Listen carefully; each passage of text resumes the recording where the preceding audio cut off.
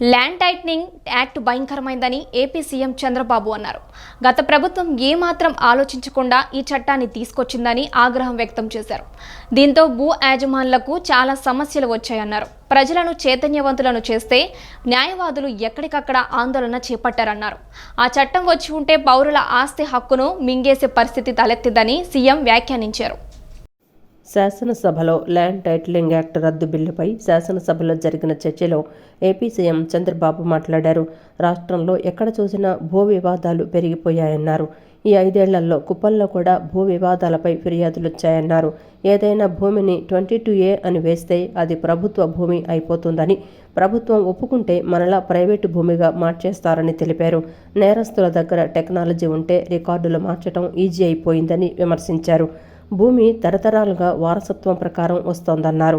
భూమికి పట్టాదారు పాస్ పుస్తకాలు ఇస్తామని, రాజముద్ర వేస్తామని సీఎం బొమ్మ వేసి అప్పట్లో పాస్ పుస్తకాలు ఇచ్చారని సీఎం వెల్లడించారు. భూ సర్వే ద్వారా వివాదాలు పెరిగాయని, అందుకే హోల్డ్ చేసినట్లు వెల్లడించారు. ఈ చట్టం వల్ల పౌరుల ఆస్తి మొత్తం లాగేసే పరిస్థితి ఉందన్నారు. ఎంతమంది హైకోర్టుకు భూ వివాదాలపై వెళ్లగలుగుతారని ప్రశ్నించారు. ముఖ్యమంత్రి ఫోటో వేసుకొని పట్టాదారు పాస్ పుస్తకాలు ఇవ్వడం అంటే సెంటిమెంట్స్తో ఆడుకోవడం, ఇది ఎక్కడ చూడలేదు దేశం, ఎవ్వరూ చేయలేదు ఇంతవరకు కూడా. అలాంటివి చేశారు. అప్పటికే ప్రజల్లో చాలా కోపం ఉంది, ఆవేదన ఉంది, ఆవేశం ఉంది, ఏమీ చేయలేని పరిస్థితిలో ఉన్నారు. అయితే ఇటీవల భూ సర్వే కూడా అన్నారు. ఈ భూ సర్వే కూడా దిశ మొత్తం సెటిల్మెంట్ చేస్తామనే ఉద్దేశంతో చేసి డబ్బులైతే ఖర్చు పెట్టి ఎక్కడికక్కడ వివాదాలు పెంచారు, కానీ ఎక్కడా వివాదాలు తగ్గించే పరిస్థితి లేదు. దానిపైన కూడా నేను చాలా స్పష్టంగా చెప్పాను. హోల్డ్ చేశాం, స్టే చేశాం, ఇవన్నీ క్షుణ్ణంగా స్టడీ చేసిన తర్వాతనే చేస్తామని చాలా స్పష్టంగా హామీ ఇచ్చాం. అధ్యక్ష, ఈ చట్టం వల్ల పౌరుల ఆస్తి మొత్తం లాగేసే పరిస్థితి అంటే ఇంకా రాను ఇందులో మీరు చూస్తే అధ్యక్ష వెరీ ఇంట్రెస్టింగ్. నేను అన్ని మీటింగుల్లో మాట్లాడాను. కనీసం ఒక్క మాట మేము ఇది చెయ్యము, ఇది ఉద్దేశం లేదని ఒక్క మాట చెప్పలేదు. అంటే ఇందులో చూస్తే భూ వివాదంలో 533 సివిల్ కోర్టు అధికారాలని సెక్షన్ 338 నిషేధిస్తుంది. అంటే ఇంక అధికారం లేదు, ఎక్కడికి పోవాలి? నేరుగా హైకోర్టుకి వెళ్ళాలి. ఎంతమంది హైకోర్టుకి వెళ్ళగలుగుతారు? తర్వాత ఆ భూమి ఆటోమేటిక్గా డీమ్డ్ క్లాసిఫైడ్ చేసేసారు, నోటీసులు కూడా పడదు. ఇలాంటి చాలా ఉన్నాయి దేశ. ఏది ఏమైనా మేము చెప్పిన తర్వాత చాలా స్పష్టంగా హామీ ఇచ్చాం. హామీ ప్రకారం మొదటి సంతకం ఏదైతే నేను చెప్పానో డిఎస్సి అని, మొదటి 5 సంతకాల్లో ఈ ల్యాండ్ టైటిలింగ్ యాక్ట్ కూడా పెట్టి రద్దుకు ప్రతిపాదన పెట్టాం. మొదటి క్యాబినెట్లో దీన్ని ఆమోదించాం. మొదటి అసెంబ్లీలో దీన్ని మళ్ళా ఈ చట్టాన్ని రద్దు చేయడానికి ఇది ప్రవేశపెట్టాం. ఇది మా చిత్తశుద్ధిని మరొక్కసారి తెలియదు. ల్యాండ్ టైట్నింగ్ యాక్ట్ రద్దు, హెల్త్ యూనివర్సిటీకి ఎన్టీఆర్ పేరు పునరుద్ధరణ బిల్లులను ఆంధ్రప్రదేశ్ శాసనసభ ఆమోదించింది. ల్యాండ్ టైట్నింగ్ యాక్ట్ రద్దుపై రెవెన్యూ మంత్రి అనగాని సత్యప్రసాద్, హెల్త్ యూనివర్సిటీ పేరు మార్పు బిల్లుపై వైద్య ఆరోగ్య శాఖ మంత్రి సత్యకుమార్ చర్చను ప్రారంభించారు. గత ప్రభుత్వం విధానాలపై విమర్శలు గుప్పించారు. సభ్యులు మాట్లాడిన అనంతరం 2 బిల్లులు సమ ఆమోదం పొందినట్లు స్పీకర్ అయ్యన్న పాత్రుడు ప్రకటించారు. ఒక నాణ్యమైన వైద్య విద్యని అందించే క్రమంతో పాటు విద్యార్థుల సేవాభావాన్ని, సమాజం పట్ల అంకిత భావాన్ని ఏర్పడేలా చేస్తూ వాళ్ళలో సామాజిక స్పృహని, బాధ్యతను కూడా పెంపొందింపజేస్తూ ఒక నాణ్యమైన విద్యార్థులను తయారు చేయడం, సామాజిక బాధ్యతని గుర్తిరిగేలాగా, సమాజానికి సేవ చేసేలాగా విద్యార్థులను తయారు చేసే ఉద్దేశంతో ఆ సంస్థను తీసుకురావడం జరిగింది. దివంగత ఎన్టీ రామారావు గారు వారి మరణానంతరం అటువంటి వారిచే స్థాపించబడిన విశ్వవిద్యాలయానికి వారి పేరు పెడితే సముచితంగా ఉంటుందని నాటి ప్రభుత్వం 1998లో ఒక యాక్ట్ అమెండ్మెంట్ తీసుకొచ్చి దాన్ని ఎన్టీఆర్ హెల్త్ యూనివర్సిటీగా మార్చడం జరిగింది అధ్యక్ష. తదనంతరం 2006లో డాక్టర్ వైఎస్ రాజశేఖర రెడ్డి గారు ముఖ్యమంత్రిగా ఉన్నప్పుడు దాన్ని మరొక సవరణ చేసి doctor NTR university of health సైన్సెస్గా మార్చడం జరిగింది అధ్యక్ష. ఎన్టీఆర్ గారి స్థాయిని తగ్గిస్తూ వారిని ఒక కులం ఘాటన గట్టే ప్రయత్నం చేసినట్టుగా అనిపిస్తుంది. అది ఎన్టీఆర్ అనే వ్యక్తి, అనే నాయకుడు అందరి మనిషి. ఈ రాష్ట్రంలో బడుగు బలహీన వర్గాల సాధికారత కోసం పనిచేసి చట్టసభల్లో నాలాంటి అనేక మంది బీసీలు రావడానికి కానీ, బలహీన వర్గాల నుంచి రావడానికి కానీ, లేదా దళిత వర్గాల నుంచి కూడా ఇవాళ వాళ్ళకి సాధికారత లభించే దిశగా వారు ప్రయత్నం చేశారు. అందుకే ఇటువంటి ఈ తప్పును సరిచేయాల్సిన అవసరం ఉంది. విద్యార్థుల ఇబ్బందులు కూడా తొలగించాల్సి ఉంది. తెలుగువారి ఆత్మ గౌరవాన్ని కూడా నిలబెట్టాల్సిన ఉంది. ఏ బ్రాండ్ అయితే ఆంధ్రప్రదేశ్ చూస్తుందో, ఎన్టీ రామారావు గారి, నందమూరి తారక రామారావు గారి బ్రాండ్ని, ఆ బ్రాండ్ను మళ్ళీ నిలబెట్టాల్సి ఉంది. తెలుగు జాతి ఉన్నతి కోసం, బడుగు బలహీన వర్గాల అభ్యున్నతి కోసం పరిశ్రమించిన ఎన్టీఆర్ గారికి నిజమైన నివాళి. మళ్ళీ వారి పేరును వారి చేత వారి కాలంలో స్థాపించబడిన విశ్వవిద్యాలయానికి మరీ వారి పేరు పెట్టడం అనేది సముచితమైంది. వారికి ఒకసారి టైటిల్ రిజిస్టర్లో పేరు చేరితే ఇష్టానుసారంగా మార్చడానికి వీలు ఉండదు అధ్యక్ష. ఇది బలమైన సాక్ష్యం అని టైటిలింగ్ చట్టం చెప్తున్నా అధ్యక్ష. దీనికి కూడా ఎగ్జాంపుల్ చెప్పాలి అధ్యక్ష. ఎందుకంటే అధ్యక్ష, మనం చూసాం, ఒంగోలులో చూసాం, తిరుపతిలో చూసాం. ఎవరన్నా వేరే దేశాలకు వెళ్ళినా, లేకపోతే ఇతర రాష్ట్రాలకు వెళ్ళినా, వాళ్ళ ఖాళీ స్థలం ఉంటే అవి దోచుకునే విధంగా వాళ్ళ ఫేక్ ఐడీలు పెట్టి, ఫేక్ విల్లు చేసి ఎన్నో ల్యాండ్లు లాక్కోవడంతో పాటు బిల్డింగ్లు కూడా కట్టిన పరిస్థితి మనం చూసాం అధ్యక్ష. అంటే ఎవరైనా ఒక 2 సంవత్సరాలు బయటికి వెళ్తే వారు ఆ ల్యాండ్లు అన్యాయంగా లాక్కునే పరిస్థితి మనం చూస్తాం అధ్యక్ష. అలాగే అధ్యక్ష, స్థిరాస్తిని మరొకరికి బదిలీ చేయాలంటే టీఆర్ఓ వివరాన్ని సమర్పించాలి అధ్యక్ష. ఇది ఎక్కడ న్యాయం అధ్యక్ష? ఒక నార్మల్ మనిషి మన అన్ని హక్కులన్నీ కూడా ఒక టీఆర్ఓకి ఇవ్వడం అనేది చాలా బాధాకర విషయం అధ్యక్ష. ఆయన సంతృప్తి చెందితేనే క్రయ విక్రయాలకు ఒప్పందం ఇస్తారంట.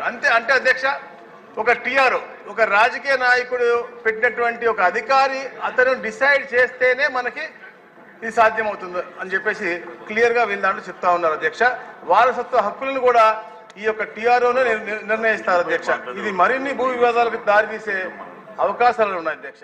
ఎన్డీఏ ప్రభుత్వం అధికారంలోకి వచ్చే ముందు కుటుంబంలో ఎంతమంది ఉంటే అంతమంది పిల్లలకు తల్లికి వందనం ఇస్తామని హామీ ఇవ్వడం జరిగిందని, ఆ హామీకి కట్టుబడి ఉన్నామని విద్యాశాఖ మంత్రి నారా లోకేష్ అసెంబ్లీలో స్పష్టం చేశారు. ప్రభుత్వ, ప్రైవేట్ పాఠశాలల్లో చదివే విద్యార్థులకు ఈ పథకం వర్తిస్తుందని చెప్పారు. అందరితో చర్చించి వచ్చే సంవత్సరం నుంచి పథకం అమలు చేస్తామన్నారు. అసెంబ్లీలో ప్రశ్నోత్తరాల సమయంలో తల్లికి వందనం అమలుకు సంబంధించి అడిగిన ప్రశ్నకు మంత్రి నారా లోకేష్ సమాధానమిచ్చారు. గైడ్లైన్స్ రూపొందించడానికి కొంత సమయం కావాలని అడిగామని, తాను కూడా ఈ అంశాన్ని సీరియస్గా తీసుకున్నానని చెప్పారు. గతంలో జరిగిన విధంగా ఎటువంటి లోటుపాట్లు జరగకుండా చూడాలనేది తమ లక్ష్యమన్నారు. పకడ్బందీగా పథకం అమలు చేయాలనేది తమ లక్ష్యమని, ఇందులో ఎటువంటి సందేహం లేదని, అర్హులైన ప్రతి ఒక్కరికి పథకం అందేలా చూస్తామన్నారు. ప్రభుత్వ, ప్రైవేటు పాఠశాలల్లో చదివే విద్యార్థులకు ఈ పథకం వర్తిస్తుందని చెప్పారు. అన్ని సంఘాలతో కలిసి చర్చించి వచ్చే సంవత్సరం నుంచి పథకం అమలు చేస్తామన్నారు. 15,000 రూపాయలని, తర్వాత అది కాస్త నెక్స్ట్ ఇయర్ 14,000కి అయింది, తర్వాత 13,000కి అయింది. 1,000 రూపాయలు టీఎంఎఫ్ అన్నారు, ఇంకో 1,000 రూపాయలు ఎస్ఎంఎఫ్ అని అది డబ్బులు తీసుకుంటాం జరిగింది. అంతేకాకుండా ఎలిజిబిలిటీ క్రైటీరియా కూడా మార్చడం జరిగింది అధ్యక్ష. గ్రామాలు వచ్చే గల 5,000 రూపాయలు నెలకు వస్తే ఆటోమేటిక్గా వాళ్ళు ఎలిజిబుల్ అనేది, 5,000 కన్నా తక్కువ వస్తే ఎలిజిబుల్ అన్నారు. అట్లా మళ్ళీ దాన్ని మార్చారు. భూమి కూడా అది కూడా మార్చారు. దాని తర్వాత ఎలక్ట్రిసిటీ కన్జంప్షన్ విషయంలో కూడా కొన్ని నుస్ఖలు జరిగినాయి. ఇంతేకాకుండా పాదయాత్రలో కూడా నేను అనేక మందిని కలిసినప్పుడు వాళ్ళు చాలా స్పష్టంగా, మేము ఇప్పుడు అప్పు చేసి ఒక 4 వీలర్ 4th హ్యాండ్ బండి కొన్నాం అంటే 30,000 రూపాయలు, 40,000 రూపాయలు పెట్టి ఒక స్కార్పియో కొనుక్కున్నాం. ఇమీడియట్గా తీసుకున్న వెంటనే మా తెల్ల కార్డు పోయింది, దానివల్ల మాకు రావాల్సిన సంక్షేమ కార్యక్రమాలన్నీ పోయినాయని వాళ్ళు నాకు చెప్తాం కూడా జరిగింది. ఇది కూడా మేము డిస్కస్ చేస్తున్నాం. ఎందుకంటే గ్రామ సచివాలయం, వార్డు సచివాలయాలు స్వామి గారి కింద ఉంది, మళ్ళీ ఆర్టీజీ నా కింద ఉంది. మీ ఇద్దరం కూర్చుని డేటాని కూడా ప్యూరిఫై చేయాలి, పకడ్బందీగా ఇది అమలు చేయాలనేది లక్ష్యంతో మేము చేస్తున్నాం అధ్యక్ష. సో మీకు ఎలాంటి సందేహంలా అవసరం లేదు. అర్హులు ఎంతమంది ఉన్నా ఇవ్వాలనేదే ఎన్డీఏ ప్రభుత్వం లక్ష్యం, అది మేము సాధిస్తాం. రెండోది, ఇది బోత్ ప్రభుత్వం, ప్రైవేట్ పాఠశాలలకు వెళ్ళే విద్యార్థులకి వర్తిస్తుంది.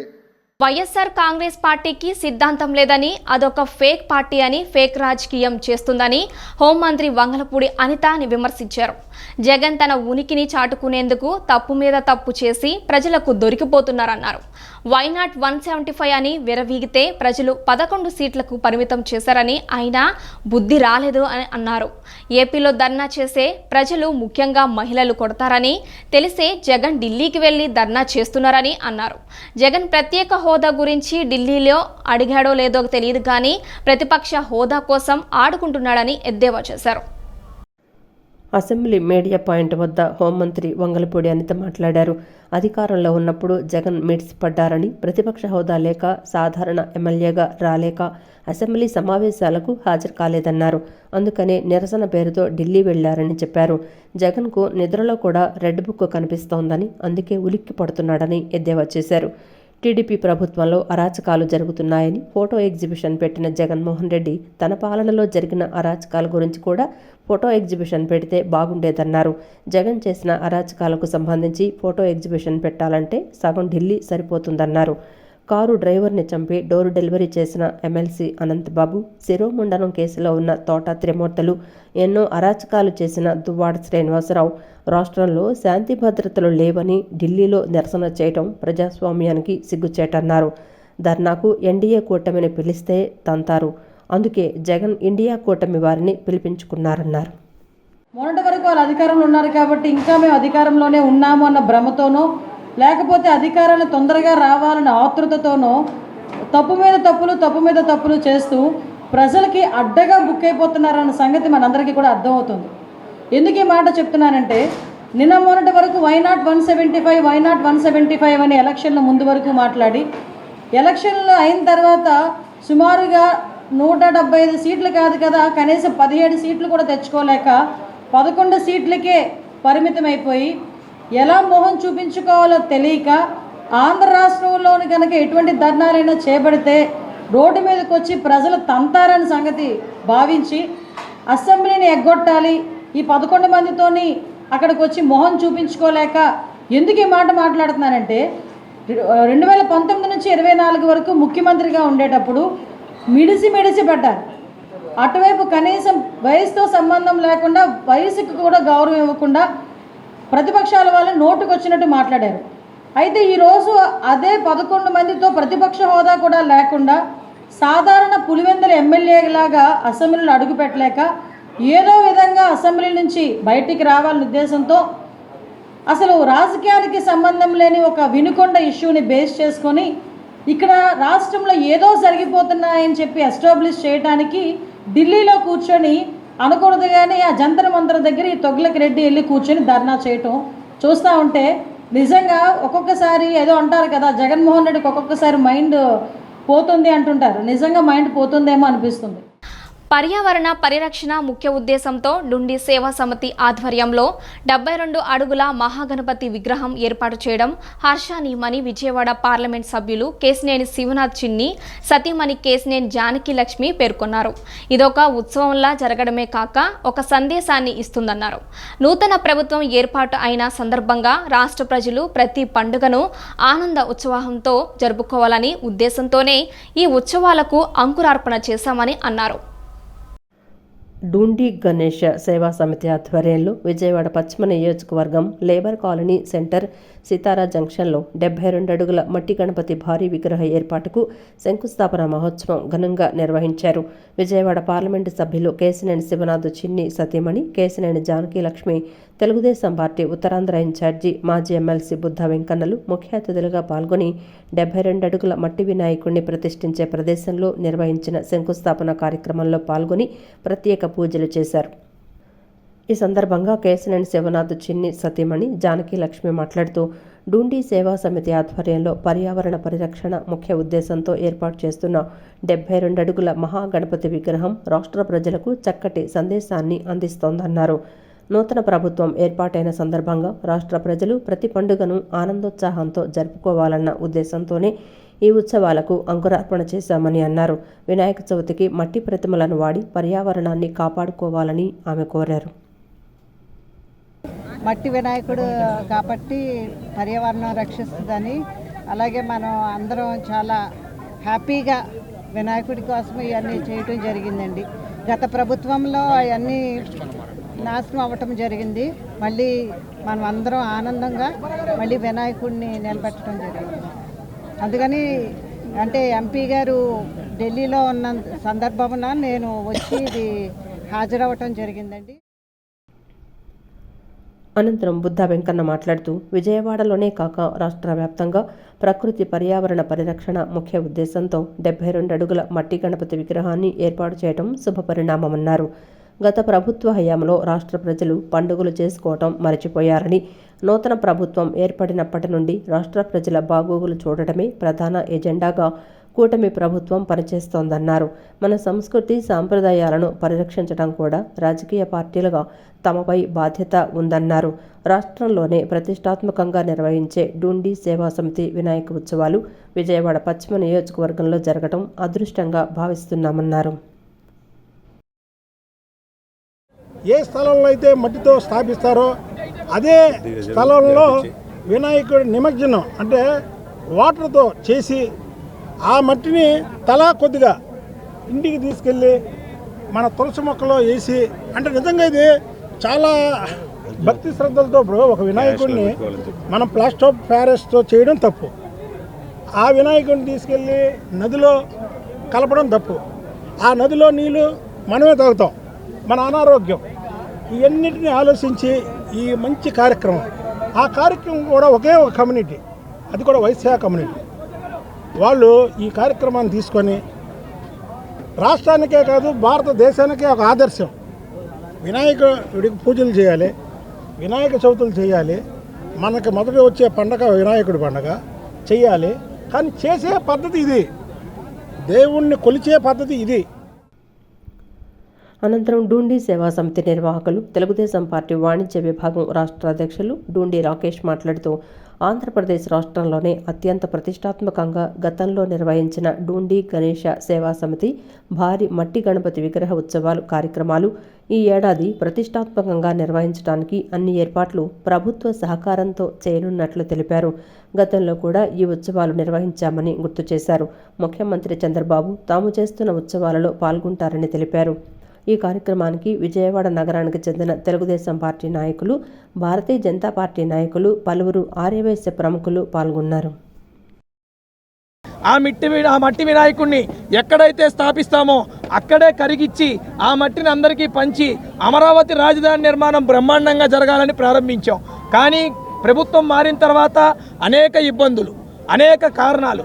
వినాయక చవితి పందిరి కావాలంటే 6 రకాల పర్మిషన్లు తీసుకోవాల్సిన పరిస్థితి, లోకల్ నాయకులు సపోర్ట్ కాగితం లేనిది బొమ్మ పెట్టుకోలేని పరిస్థితి ఏర్పడింది. ఆ కోణంలో ఆ రోజు వినాయక చవితి ఉత్సవాల్ని ఆపేయటం జరిగింది. మరి ఈరోజు మళ్ళీ ప్రభుత్వం, తెలుగుదేశం పార్టీ ప్రభుత్వం వచ్చిన తర్వాత హిందూ సనాతన ధర్మం ప్రకారం ఎలా అయితే వినాయకుడిని తయారు చేసి ప్రతిష్ఠించి 9 రోజులు 11 రోజులు కూడా నవాభిషేకాలు, అదేవిధంగా హోమాలు, జపాలు, కళ్యాణాలు అన్నీ కూడా చేసి లక్షలాది మంది జనంతో ఇక్కడ పూజలకి ఏర్పాటు చేస్తూ ఉన్నాం. డబల్ ఇంజిన్ సర్కార్తో ఏపీ అన్ని రంగాల్లో దూసుకెళ్లడం ఖాయమని బీజేపీ నేత రమేష్ నాయుడు వెల్లడించారు. కేంద్ర బడ్జెట్లో ఏపీకి పెద్దపీట వేశారని, అమరావతి రాజధానికి 15,000 కోట్లు కేటాయించడం హర్షణీయమన్నారు. కారిడార్ల ద్వారా 7 జిల్లాల్లో ఉపాధి అవకాశాలు పెరుగుతాయని, పరిశ్రమలు అన్ని ప్రాంతాల్లో ఏర్పాటు చేసేందుకు ముందుకు వస్తున్నారని అన్నారు. జగన్ శవ రాజకీయాలు మానుకొని రాష్ట్ర అభివృద్ధిలో భాగస్వామ్యం కావాలని ఆయన హితవు పలికారు. విజయవాడలోని బీజేపీ రాష్ట్ర కార్యాలయంలో ఆ పార్టీ నేత రమేష్ నాయుడు విలేకరుల సమావేశం ఏర్పాటు చేశారు. సమావేశంలో ఆయన మాట్లాడుతూ ఏపీ ప్రజల కలల రాజధాని నిర్మిస్తా అన్న జగన్ మోసం చేశాడని, 3 రాజధానుల పేరుతో అసలు రాజధాని లేకుండా చేశాడని విమర్శించారు. కూటమి ప్రభుత్వం వచ్చాక మోడీ సారథ్యంలో ఏపీకి పూర్వ వైభవం వస్తుందన్నారు. అమరావతి అభివృద్ధికి కేంద్రం 15,000 కోట్లు ఇవ్వటం హర్షణీయమన్నారు. పోలవరం ప్రాజెక్టు పనులు జగన్ ఆపేశారని, రివర్స్ టెండరింగ్ పేరుతో పోలవరం మీద దోచుకోవాలనుకున్నారని ఆరోపించారు.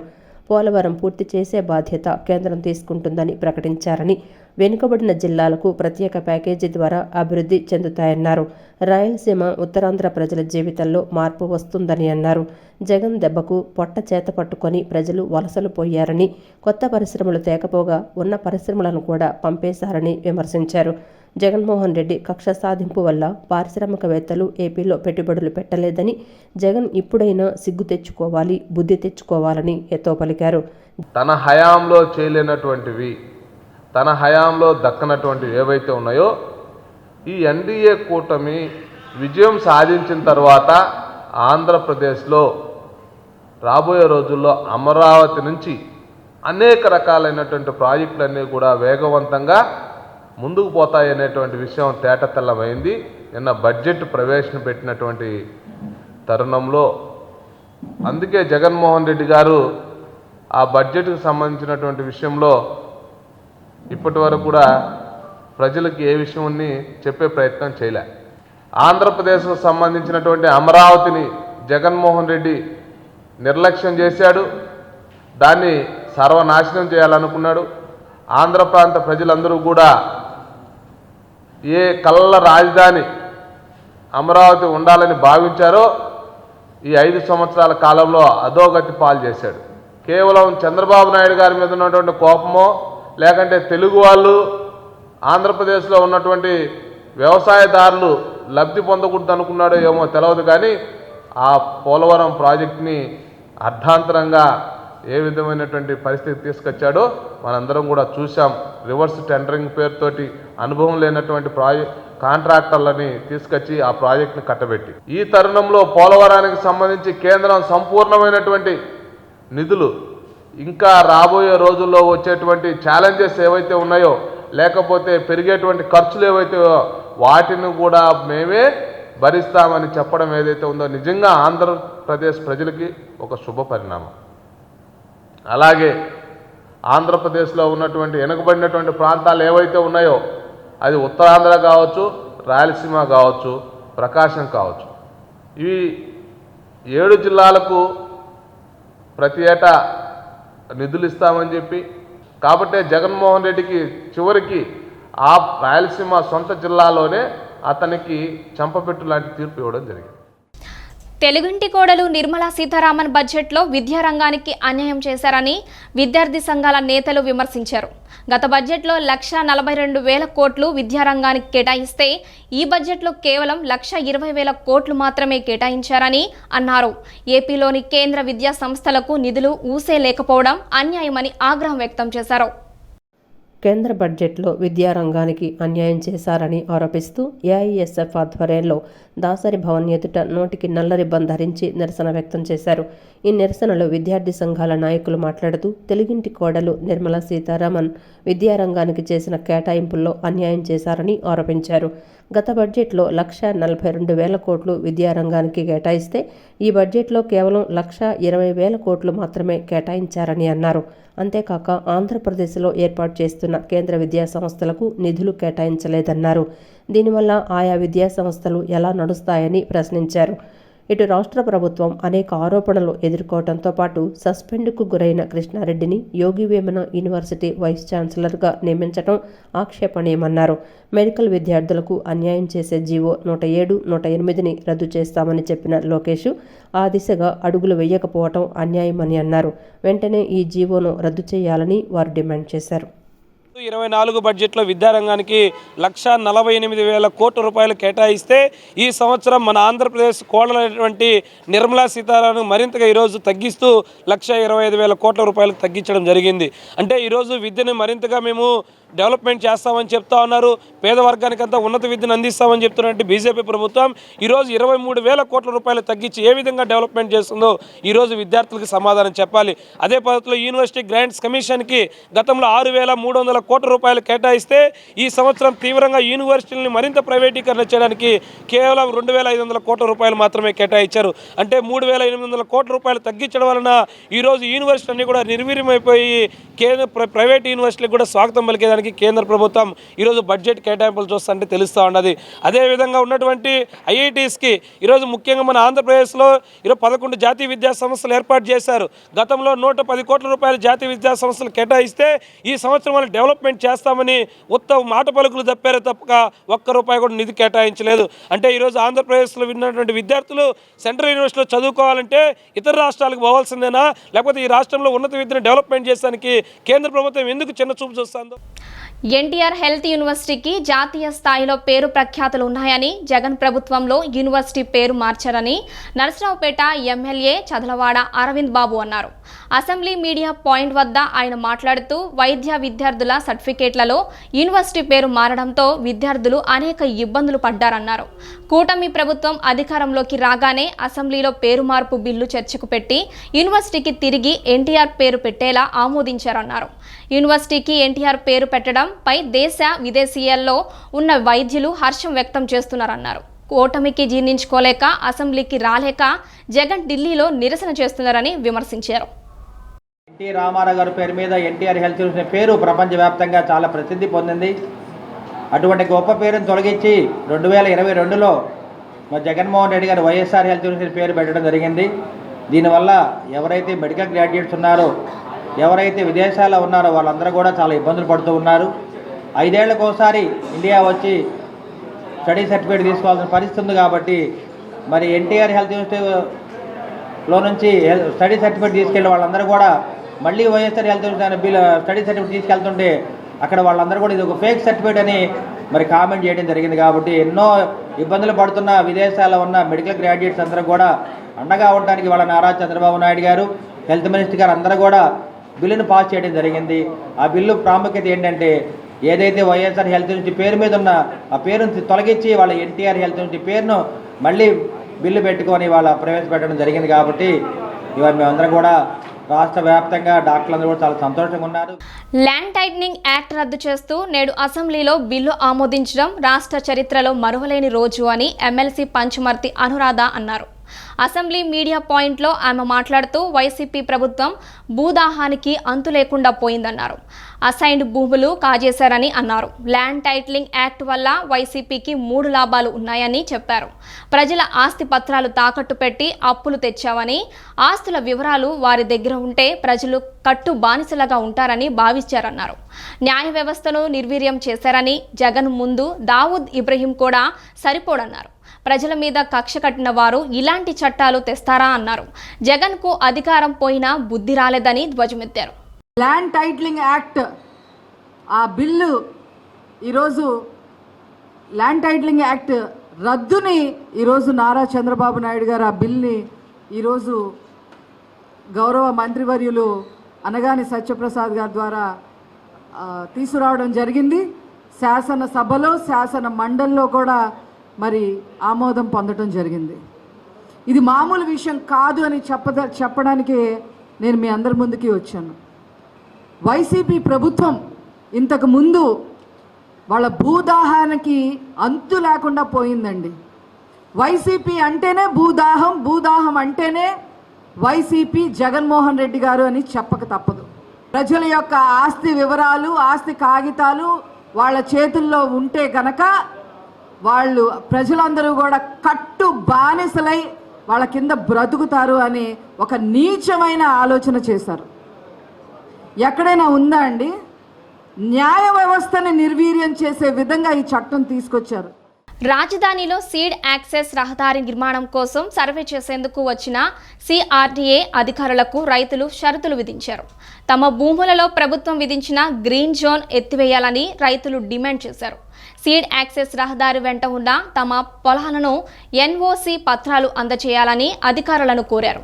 రైతుల అభ్యంతరాలను ప్రభుత్వానికి తెలియజేస్తామని అధికారులు చెప్పారు. ప్రభుత్వం నుంచి స్పష్టమైన ప్రకటన వచ్చాకే భూములలో సర్వే చేయాలని రైతులు అధికారులకు తేల్చి చెప్పారు. దీంతో అధికారులు సర్వే చేయకుండానే వెనుదిరిగారు. ఎకరం పొలం ఉంది. ఆ ఎకరం పొలంలో నుంచి సీడ్ యాక్సెస్ రోడ్డు అని మమ్మల్ని రేత్రి అనకుండా పగలనకుండా సిఆర్డీ ఆఫీస్ చుట్టూ తిప్పుకొని మాకు నరకం చూపిస్తున్నారండి. ఇది దాన్ని ఏదో రకంగా తీసుకుని చేసి మాకు అన్యాయం చేస్తాకి ప్రయత్నం చేస్తుంది ఈ గవర్నమెంట్. మేము కూడా రోడ్డుకి ఎత్తానని మేము తేల్చి చెప్పినా కానీ ఇవాళ అనుకోకుండా ఇవాళ వచ్చేసి సీడ్ యాక్సెస్ రోడ్డుకి కొలతలు పెట్టారు సార్. మాకేం తెలియపరచలేదు ఇంత మటుకి. అది లోకేష్ గారి దగ్గరికి వెళ్ళి లోకేష్ గారు కానీ మాకు అపాయింట్మెంట్ ఇస్తే మేము రైతులందరం వచ్చి ఆ రోడ్డు గురించి ఏందో మేము తేలుస్తామని చెప్పేసి గన్నవరం నియోజకవర్గం ఉంగుటూరు మండలం ఆత్మకూరు వైఎస్ఆర్ కాలనీలో వివాహిత అనుమానాస్పద రీతిలో మృతి చెందింది. ఎవరూ లేని సమయంలో ఇంట్లో ఫ్యాన్కి ఉరివేసుకున్నట్లు ఆత్మహత్య చేసుకుందని కుటుంబీకులు చెబుతున్నారు. పశ్చిమ గోదావరి జిల్లా పెదపాడు మండలానికి చెందిన కత్తి ప్రియాంకకు ఆత్మకూరు గ్రామానికి చెందిన వ్యక్తితో 6 సంవత్సరాల క్రితం వివాహం జరిగింది. మృతురాలు ప్రియాంకకు 2 మగపిల్లలు ఉన్నారు. అత్త, మామ, భర్త తమ కుమార్తెను చంపారని ప్రియాంక తల్లిదండ్రులు ఆరోపిస్తున్నారు. సంఘటన స్థలానికి చేరుకొని ప్రియాంక మృతదేహాన్ని అంబులెన్స్లో పోస్టుమార్టం నిమిత్తం గన్నవరం ప్రభుత్వ ఆసుపత్రి తరలించారు. మృతురాలి భర్తను ఆత్మకూరు పోలీసులు అదుపులోకి తీసుకొని విచారణ చేస్తున్నారు. రాత్రి అనుమానాస్పదంగా ఉరి వేసుకుని చనిపోయి ఉందండి. దానిపై అతని తండ్రి ఆ అమ్మాయికి 6.5 సంవత్సరాల క్రితం వివాహం అయిందని భర్త వేధించేవాడని చెప్పేసి ఆ వేధింపులు తాళలేక ఆమె ఉరి వేసుకుని చనిపోయి ఉంటుందని చెప్పేసి మాకు ఒక రిపోర్ట్ ఇవ్వడం జరిగిందండి. దాని మీద కేసు రిమూవ్ చేయడం జరుగుతుంది. దర్యాప్తు చేసి నిజానిజాలని తెలుసుకుని దానిపై చట్ట ప్రకారం చర్యలు తీసుకుంటామని చెప్పేసి తెలియపరుస్తాం. అన్నదే దర్యాప్తులో తీరుతుందండి. రిపోర్ట్ అయితే అతను హెరాస్మెంట్ అయిన చేసాడని చెప్పేసి రిపోర్ట్ ఇచ్చారు. దర్యాప్తులో హత్య లేదంటే ఆమె ఇతని హెరాస్మెంట్కి తట్టుకోలేక ఆత్మహత్య చేసుకున్నాడు అనేది ఇన్వెస్టిగేషన్లో తెలుస్తుంది. మా పాప ఊరేసుకునే పరిస్థితి మాత్రం కాదు. మా పాప చాలా ధైర్యవంతురాలు. కాకపోతే ఇంతకుముందు ఒకసారి కూడా ఇట్టాకి టార్చర్ పెట్టి ఇచ్చేస్తే 12-1 గంటకు కూడా నాన్న నాకు ఇబ్బందిగా ఉంది ఇట్టా కొడుతున్నానని చెప్తే ఫోన్ చేస్తే వచ్చి తీసుకెళ్ళాను. ఎందుకంటే అంత ధైర్యవంతురాలు. కానీ ఇది మాత్రం ఒక్కడు కాదు, మాత్రం చేసింది కాదు. ఇది దీని వెనకాల ఎవడున్నారో మాకు తెలియదు, ఉన్నారు. కాకపోతే మా పాప ఉరేసుకుంటాకి అక్కడ ఉన్న పొజిషన్ కూడా చూడండి. ఆ ఫ్యాన్ ఉరేసుకునే పరిస్థితి మా పాప తలకాయకి తగులుద్ది. ఇంకో జాయింట్ క్యాప్. మా పాప బలమైన మనిషి. ఆ ఉరేసుకున్న ఆ ఫ్యాన్ కూడా ఆగదండి. అక్కడ జారు వచ్చేది. అది రెక్కలు ఉంచాడు కావాలని. మా పాపం మాత్రం రాత్రి ఏదైనా హెరాస్మెంట్ చేసి వాడంతా వాడి సాగు. రాష్ట్రంలో ఏ ప్రభుత్వం వచ్చినా రెగ్యులర్ ఉద్యోగుల సంఖ్యను తగ్గిస్తుందని, రెగ్యులర్ నియామకాలు చేయాలని ప్రభుత్వం విద్యాశాఖ మంత్రిని కోరినట్లు పీడీఎఫ్ ఎమ్మెల్సీ ఐ వెంకటేశ్వరరావు తెలిపారు. అసెంబ్లీ మీడియా పాయింట్ వద్ద ఆయన మాట్లాడుతూ రాష్ట్రంలో 2.40 లక్షల ఉద్యోగాలు ఖాళీగా ఉన్నట్లు ప్రభుత్వం చెప్పిందని, కాంట్రాక్ట్ ఉద్యోగాలను రెగ్యులరైజ్ చేసి భర్తీ చేయాలని కోరారు. మా పీడీఎఫ్ తరపున మా కోణం ఏమంటే, రాను రాను ఈ రాష్ట్రంలో రెగ్యులర్ ఉద్యోగుల సంఖ్యని ప్రతి ప్రభుత్వం కూడా తగ్గిస్తుంది. ఇలాంటి నేపథ్యంలో 2,46,000 ఖాళీ పోస్టుల్లో 2,40,000 మంది ఎంటీ యొక్క కాంట్రాక్ట్ అవుట్సోర్సింగ్ ఉద్యోగులు పనిచేస్తూ ఉన్నారు. వాళ్ళకి మినిమం టైం స్కేల్ కూడా ఇవ్వనటువంటి పరిస్థితి ఉన్నది. ఈ వ్యవస్థను రద్దు చేసి రెగ్యులర్ నియామకాలు చేసే పద్ధతిలో ప్రభుత్వం చర్యలు తీసుకోవాలని చెప్పడం జరిగింది. అలాగే విద్యారంగానికి సంబంధించి గత ప్రభుత్వం పోస్టులన్నీ కూడా మాయ చేసి ఎన్నున్నాయో ఏదో రద్దు చేసినవి చెప్పకుండా కూడా వ్యవహారం చేసింది. ఆ రకంగా శాఖల వారీగా వివరమైనటువంటి ఖాళీలు కూడా ఉంటే ఇవ్వాలని చెప్పి కూడా మేము డిమాండ్ చేశాం. అది తర్వాత సబ్మిట్ చేస్తామని చెప్పడం జరిగింది. అట్లాగే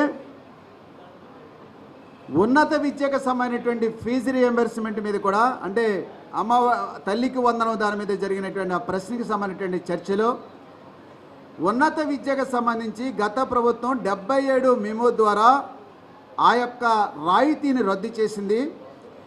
ఒకవైపు నూతన విద్యా విధానం ఉన్నత విద్యని ప్రోత్సహించాలని చెప్పేటువంటి సందర్భంలో ఎస్సీ, ఎస్టీ, బీసీ మైనారిటీ సంబంధించినటువంటి వాళ్ళకి ఈ యొక్క ఫీజు రియంబర్స్మెంట్ రద్దు చేయడం అనేది వాళ్ళ చదువుకి ఆటంకం. దాన్ని పునరుద్ధరించాలని చెప్పాం. గొప్ప మనసుతో బలహీన కార్మిక వర్గాలకు అండగా ఉండాలని దృఢ సంకల్పంతో జనసేన అధినేత పవన్ కళ్యాణ్ చేపట్టిన గొప్ప కార్యక్రమం సభ్యత్వం నమోదు కార్యక్రమం అని ఆ పార్టీ సీనియర్ నాయకులు బాడిత శంకర్ వ్యాఖ్యానించారు. ప్రతి ఒక్కరూ సభ్యత నమోదు చేసుకొని కుటుంబానికి ఒక భరోసా కల్పించాలని ఆయన కోరారు. జనసేన 4వ విడత క్రియాశీలక సభ్యత్వ నమోదు కార్యక్రమం జనసేన నాయకులు బాడిత శంకర్ నేతృత్వంలో 1 టౌన్ వస్త్రాలత కాంప్లెక్స్లో నిర్వహించారు. ఈ కార్యక్రమంలో పెద్ద ఎత్తున ముఠా కార్మికులు, గుమాస్తాలు పాల్గొని తమ సభ్యత్వాన్ని నమోదు చేసుకున్నారు. అనంతరం జనసేన నాయకులు బాడిత శంకర్ మాట్లాడుతూ కేవలం 500 రూపాయలతోనే 5 లక్షలకు పైగా బీమా కల్పించే గొప్ప కార్యక్రమం సభ్యత్వ నమోదు అన్నారు. పేద, బడుగు, బలహీన వర్గాలకు చెందిన ఎంతోమంది కార్మికులు ఉండి పనిచేసే వస్త్రాలత కాంప్లెక్స్లో వారికంటూ భరోసా కల్పించాలన్న ఉద్దేశంతోనే ఈ కార్యక్రమం చేపట్టామని తెలిపారు. కేవలం ప్రమాద బీమా కింద చూడకుండా కుటుంబ భరోసా కింద ఈ సభ్యత్వ నమోదును కార్యక్రమాన్ని చూసి ప్రతి ఒక్కరూ ముందుకు వచ్చి సభ్యత్వాన్ని చేసుకోవాలని కోరారు. ఈ సభ్యత్వ నమోదు కార్యక్రమంలో మనిషికి 500 రూపాయలు కడితే 5 లక్షల రూపాయల బీమా పథకం ఉంది ఇందులో. అలాగే ఏదైనా అంగవైకల్యం జరిగితే 2,50,000. ఇది జనసేన పార్టీ అధ్యక్షులు పవన్ కళ్యాణ్ గారు గొప్ప మనసుతో ఈ పథకాన్ని రూపించి ప్రతి కార్మికుడికి ఏ కుటుంబంలోనైనా అన్యాయం జరిగితే ఇది భరోసాగా ఉంటుందనే ఒక మంచి సంకల్పంతో పెట్టిన కార్యక్రమం. నేను ఎందుకు ఈ ప్రాంగణంకి వచ్చి ఈ సభ్యత్వ నమోదం కార్యక్రమం చేస్తున్నానంటే, అంతా పేద బిక్కి అందరూ కొండ ప్రాంతంలో నివసించే ప్రజలు ఇక్కడ మీరందరూ కూడా 500 రూపాయలు కట్టి సభ్యత్వం నమోదు చేసుకోండి. అలాగే ముఠా సోదరులకి అందరికీ కూడా భరోసాగా ఈ కార్యక్రమాన్ని బాడి శంకర్ గారు ఏర్పాటు చేశారు. అలాగే ఆయన ప్రోత్సాహం మా వస్త్రలతలోని గుమస్తాలందరికీ ఉంది. అలాగే మా గుమస్తాలు కూడా ఈ కార్యక్రమాన్ని వినియోగించుకోవాల్సిందిగా కోరుచున్నాము. ఈ కార్యక్రమంలో 500 రూపాయల సభ్యత్వం సంవత్సరానికి ఒకసారి కడితే 5 లక్షల రూపాయల బీమా పథకాన్ని జనసేన కార్యక్రమం ముందుకు తీసుకెళ్తుంది. అట్లాగే ఈ కార్యక్రమంలో మెయిన్ పాత్ర ఆంధ్రప్రదేశ్ మొత్తంలో కూడా బాడిద శంకర్ గారు భుజాన్ని వేసుకున్నారు. ఆయన ఇంకొక మాట కూడా అన్నారు, ఎవరైనా కట్టుకోలేని 500 కూడా కట్టుకోలేని పరిస్థితుల్లో ఉంటే కూడా నేను ముందుకు వస్తానని అన్నారు. అలా విజయవాడ రూరల్ మండలం నిడమనూరు గ్రామంలో ఇటీవల కురిసిన భారీ వర్షాలకు దెబ్బతిన్న రహదారులను డ్రైన్లు సర్పంచ్ శీలం రంగారావు అధికారులతో కలిసి పర్యటించారు. గ్రామ ప్రజలు ఇబ్బందులు గమనించిన తక్షణ మరమ్మతులు చేయించారు. బురదమయంగా మారిన రోడ్లకు మరమ్మతులు చేసి నూతన రహదారులు వేయిస్తున్నారు.